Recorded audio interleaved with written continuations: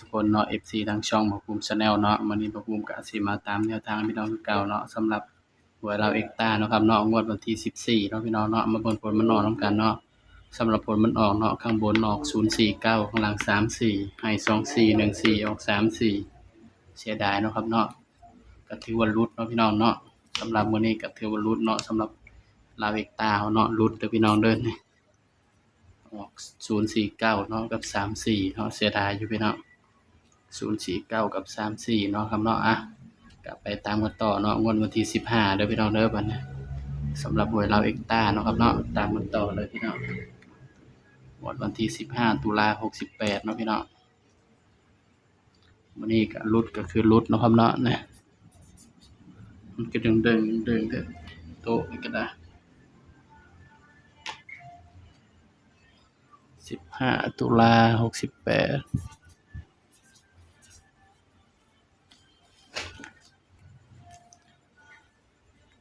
สำหรับหวยลาวเอ็กซ์ต้าเด้อพี่น้อง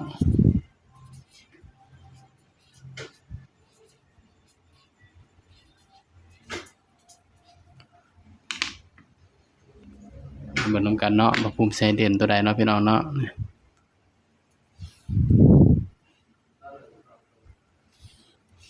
สำหรับมื้อนี้การหลุดเนาะพี่น้องเนาะหลุดก็คือหลุดเด้อครับเด้อ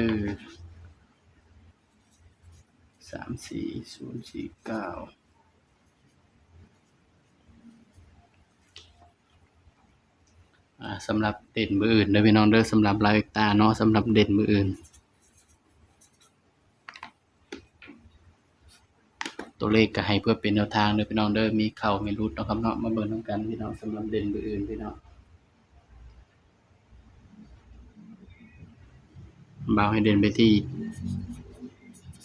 7กับ8เด้อพี่น้องเด้อนี่สำหรับลาวเอ็กซ์ต้ามื้ออื่นเนาะเด่น7กับ8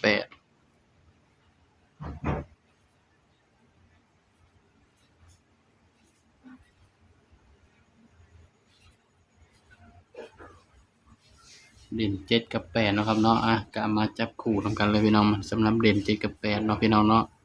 จับคู่ก็สิมี74 75 79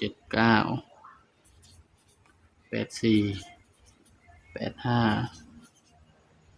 89นี่ก็คือสำหรับแนวทางมื้ออื่นเด้อพี่น้องเด้อนี่